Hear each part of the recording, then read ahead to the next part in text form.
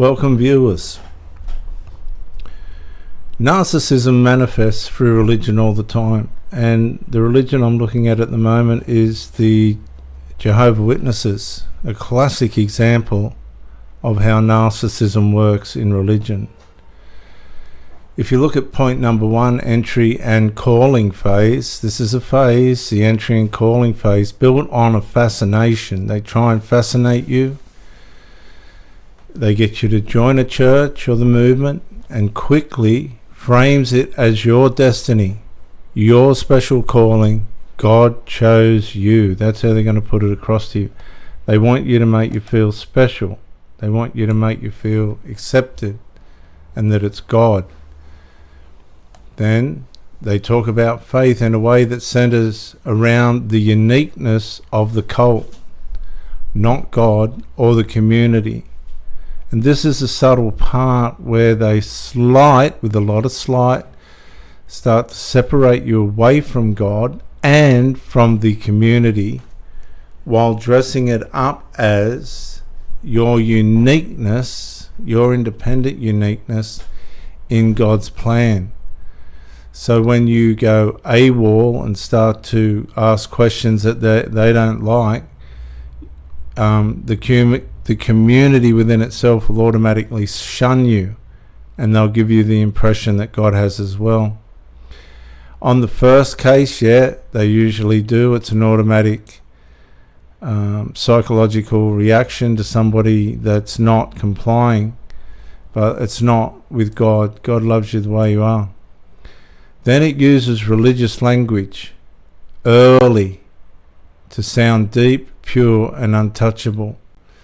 So some of the common tells, some of the signs that you're in a cult, particularly the Jehovah Witnesses, is dramatic testimony, instant certainty, things like God told me, and these things will be used as a trump card. The next part of narcissism manifesting itself in these religious cults, particularly the Jehovah Witnesses, is image building and spiritual branding.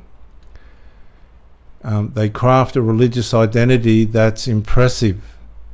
The humble servant, the bold prophet, the prayer warrior, the persecuted truth teller. And then you'll see things like performing devotion publicly, prayer, tears, zeal, sacrifices, in ways people can see and admire, and in ways in which you want to covet and become like. Then they'll seek platforms, volunteering, that's visible, speaking roles, that's visible, ministry, that looks important, and they'll make you target with incredible zeal and devotion those types of positions, as long as you align yourself with their ideology. And so religion becomes a stage and a costume that they put you in. You're in the costume now and you want to get on the stage, but it's not going to be as easy as you think. The Jehovah Witnesses use early control tactics, soft kind of power that twists you around and gets you under their control. It starts with helping people in other ways. It creates dependency. Offering guidance that sounds spiritual but functions as dominance, like I'm concerned for your soul, which sort of gives them the upper hand on where they're gonna and how they're going to advise you. They'll test boundaries, they'll have private meetings, confidentiality will be demanded, subtle isolation from critics will be taught, and then the religious cover is accountability, discipleship, submission, and spiritual authority. Can you see? Have you experienced this? Yeah. Then they're going to go into the authority capture and status consolidation.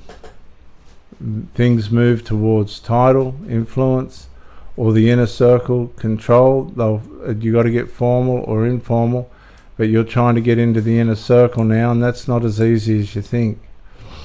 because the further you go in, the uglier it gets. It'll align with leaders when useful, then competes with them. This is what's going to happen. Everything's competitive in the Jehovah Witnesses, and it keeps score. Who honors them and who doesn't, who's with them and who's not, and this is where it starts to get ugly. You'll have obsession with being respected, anger when corrected, and constant references to order.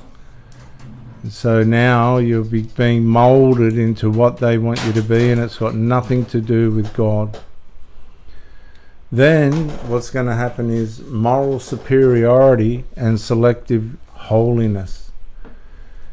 Faith turns into hierarchy where they're near the top, right?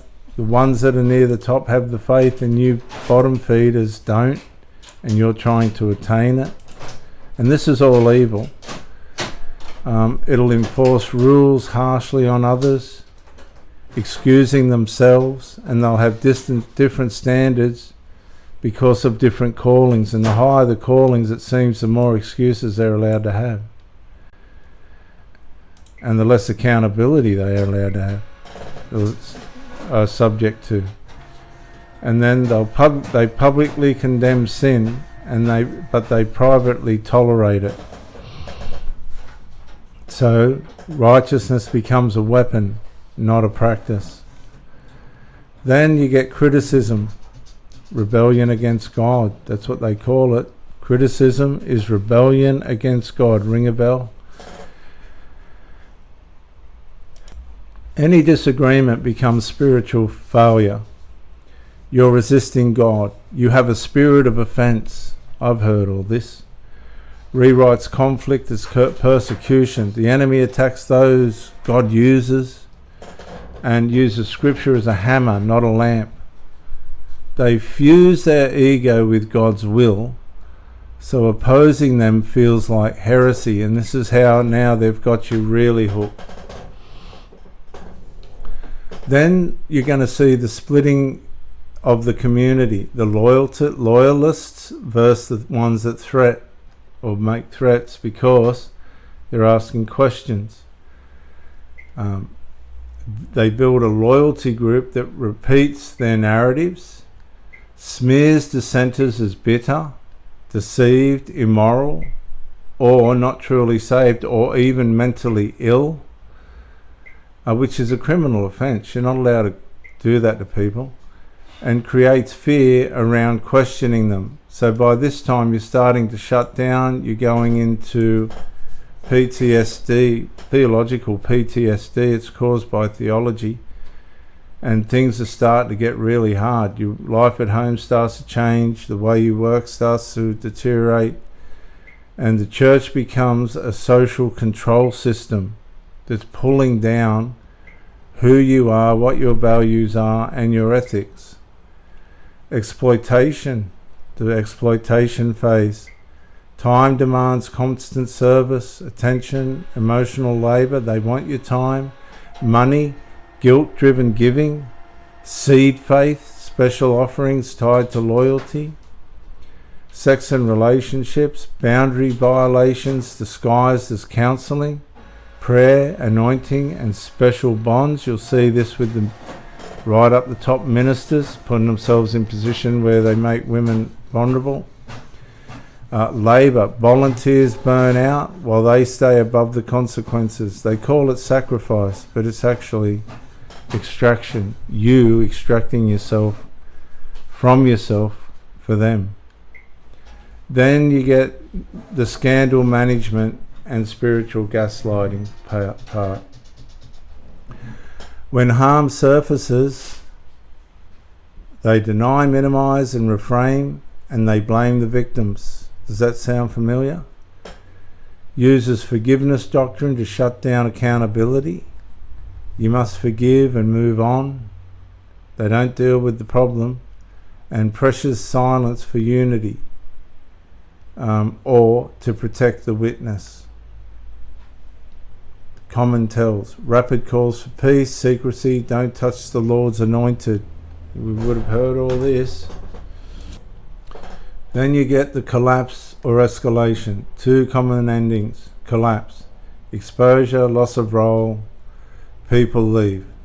They rewrite history, they betray me, the church failed, I was too pure for them. And escalation. Forms a breakaway group, goes prophetic, doubles down on control, claims exclusive truth, intensifies rules, and isolates followers further. And of course, then you get the reinvention cycle, the repeat button humans keep pressing. This moves to a new community with a fresh narrative.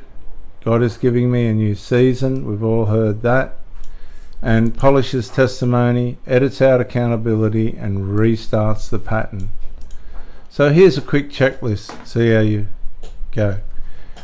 If someone regularly does 3 or more of these, pay attention. God told me, used to win arguments, demands loyalty themselves, not to shared values. Number 3, cannot tolerate correction. Number 4, uses shame and fear as conviction. Number 5, splits people into faithful versus rebellious. Number 6, insists on secrecy for the ministry. Number 7, always the hero or the victim in every story.